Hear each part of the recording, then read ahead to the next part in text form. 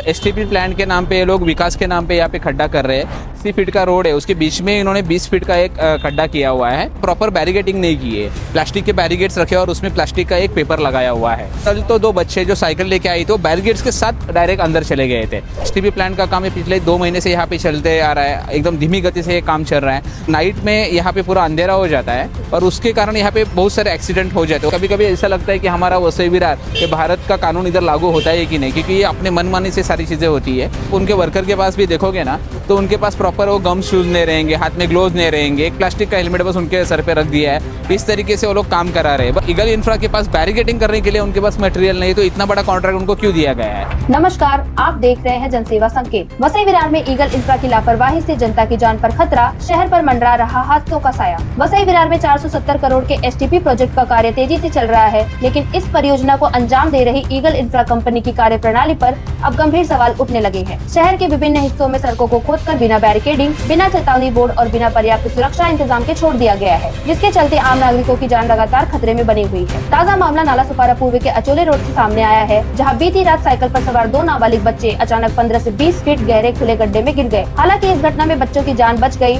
लेकिन यह हादसा एक बड़ी लापरवाही की ओर इशारा करता है। सवाल यह है कि यदि कोई बड़ा हादसा हो जाता तो इसकी जिम्मेदारी कौन लेता। यह पहला मामला नहीं है। ईगल इंफ्रा पर पूर्व में भी गंभीर आरोप लग चुके हैं। नाला सुपारा के अचोले इलाके में स्थित एक गार्डन के पास कंपनी द्वारा सड़क की खुदाई के बाद मिट्टी को डंप किया गया, जिससे वहां मिट्टी का ऊंचा ढेर बन गया। यह ढेर हाई टेंशन विद्युत तारों के बेहद नजदीक पहुंच गया, जिस पर चढ़ने के दौरान मौके पर 2 लोगों की मौत हो गई थी। इतना ही नहीं, हाल ही में ईगल इंफ्रा के खिलाफ बिजली चोरी के मामले में FIR भी दर्ज की गई है, जिसमें बिना अनुमति बिजली का उपयोग कर निर्माण कार्य कराए जाने का आरोप है। अब बड़ा सवाल यह है, क्या वसई विरार की जनता की सुरक्षा से समझौता किया जाएगा या फिर प्रशासन और वसई विरार मनपा समय रहते इस पर कार्रवाई करेगी। देखिए, ये खड्डा जो पिछले 3 महीने से इन्होंने बना के रखा है, जो पीछे से काम चलते आ रहा है, पूरा रोड इन्होंने डैमेज करके रखा हुआ है। और एसटीपी प्लांट के नाम पे ये लोग विकास के नाम पे यहाँ पे खड्डा कर रहे हैं। रास्ते के पूरा जो 80 फीट का रोड है उसके बीच में इन्होंने 20 फीट का एक खड्डा किया हुआ है जो 80 फीट लंबा है। और यहाँ पे प्रॉपर बैरिकेडिंग नहीं की है, प्लास्टिक के बैरिकेड्स रखे और उसमें प्लास्टिक का एक पेपर लगाया हुआ है। जो अगर इस तरीके से जो 15 से 20 फीट का अगर गड्ढा होता है तो उसके लिए प्रॉपर बैरिकेडिंग होना जरूरी है दोनों साइड से, वो भी लोखंड के बैरिकेड्स होना चाहिए। तो इन्होंने प्लास्टिक के बैरिकेड्स रखे हैं और कल तो 2 बच्चे जो साइकिल लेके आई तो बैरिकेड्स के साथ डायरेक्ट अंदर चले गए थे। अच्छा हुआ कि उनको मतलब कुछ ज़्यादा चोट नहीं आई, गंभीर चोट नहीं आई, लेकिन ये हमेशा उनका ये नाटक है जो ईगल इंफ्रा वाले हैं उनका।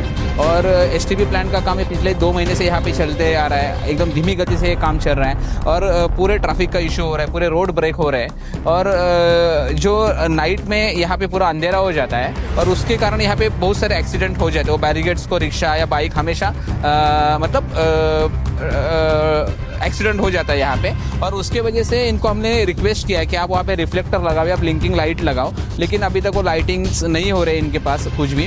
और इसलिए मैं आपके माध्यम से ये समाज को मतलब लोगों को बताना चाहता हूँ कि इस तरीके से वसई विरार में गलत काम चलते रहा मतलब आ रहा है। ये लोग का जो ठेकेदार है, जो कॉन्ट्रैक्टर है, उनका मनमानी चलते आ रहा है। कभी कभी ऐसा लगता है कि हमारा वसई विरार ये भारत का कानून इधर लागू होता है कि नहीं, क्योंकि ये अपने मनमानी से सारी चीज़ें होती है।